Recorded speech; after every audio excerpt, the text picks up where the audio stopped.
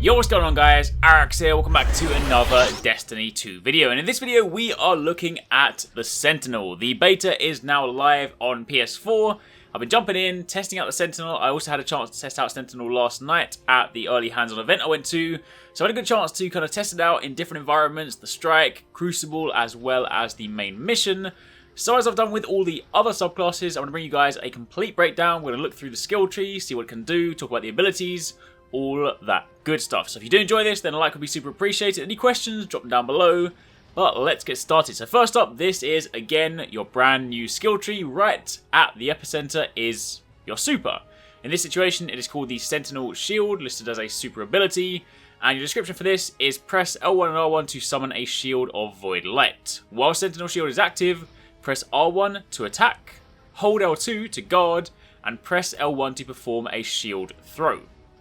Now it's important to remember that at this stage, this does not include the kind of reference to Ward of Dawn, because that is dependent on a particular path which we'll speak about in a moment. So your base super is exactly that. If you press R1, you basically melee towards your enemy, or you can kind of sort of shoulder charge towards them, depending on the proximity. If you hold down L2, that'll then bring up this kind of wall in front of you that you can then walk forwards with. This is different to the Ward of Dawn. It doesn't protect you from the back. In fact, it leaves your flank exposed, but it does allow you to advance whilst blocking incoming projectiles. And honestly, I feel like this is going to have its own utility kind of alongside the Ward of Dawn. You know, there could be, like, say, in the final raid, there could be a situation where someone in your team needs to carry, like, an orb or, like, an item, and you then have the Sentinel standing in front, advancing forward, taking the kind of shots. Meanwhile, you can then kind of allow your team to advance forward behind you. Something like that. Either way, pretty cool. So bringing that up allows you to block things. You can then move with your team, or kind of just like close the gap on the enemy. And then once you get closer, you can then go in for the melee. So there are loads of different options here. Of course, if you then want to throw your shield, you press L1.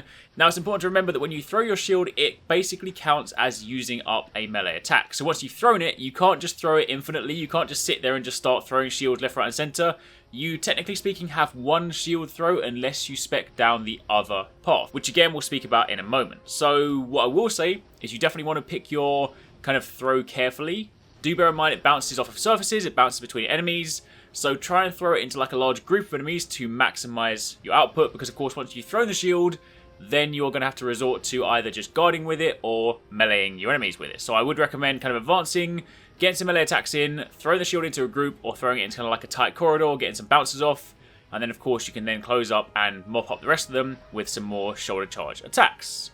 So that's your super. Then jumping up to the top, taking a look at the grenades. First up, you have the magnetic grenade. So simple one here. You throw it, it attaches to enemies. It's actually pretty generous with regards to kind of how sticky it is. But do bear in mind they have changed these this time around. So if you stick this to, say, someone in the Crucible, it will not kill them in one shot, unless of course, you know, they've lost their shield and they're weaker.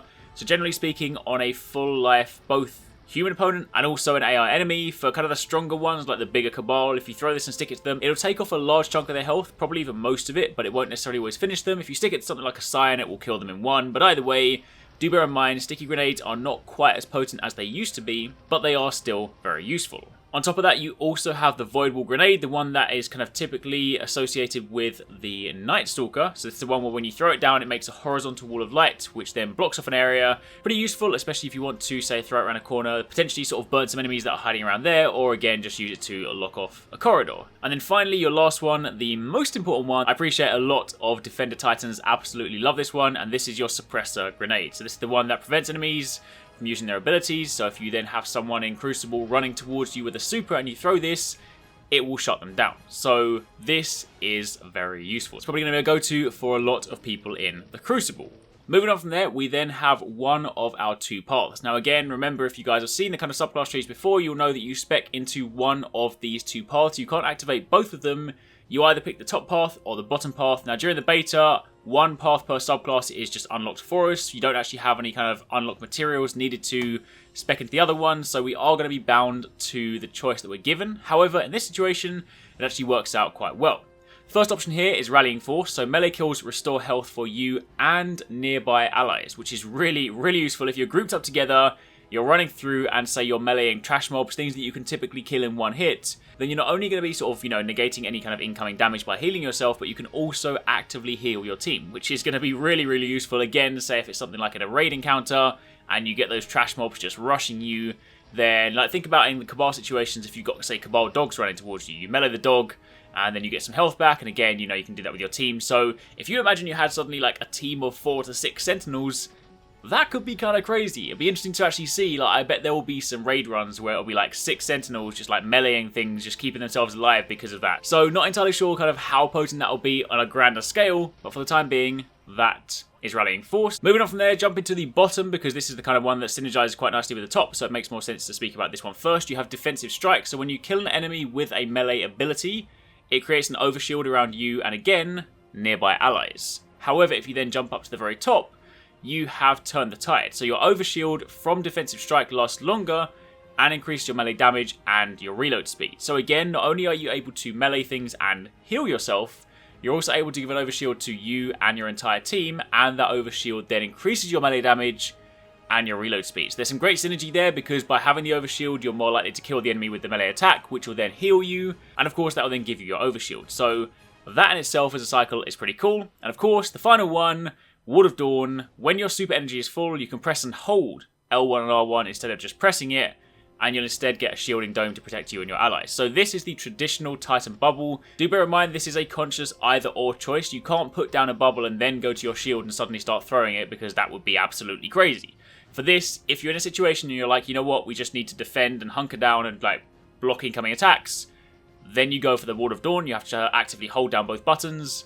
But if you're in a situation where you need to be more mobile, be more aggressive, kind of just like use your super a little bit more freely, then you would just press the buttons and you'll instead summon the shield, and you can then go from there. Again, as a reminder, with the shield, you can still block stuff by holding it down. It's just not going to protect you from all angles. So it is a conscious choice. But either way, if you want Ward of Dawn, you have to spec to the top tree. If we then move down to the bottom tree, you firstly have second shield, so you gain an additional shield throw charge whilst Sentinel shield is active. So this ties into what I said earlier, where you can only normally throw one shield during a particular super, and of course after that you're then reliant on melees and just defenses. Whereas with this one, you can actually get 2 shields, so if you do want to be out there kind of like Captain America, just bouncing shields left, right and center, this will be where you want to go.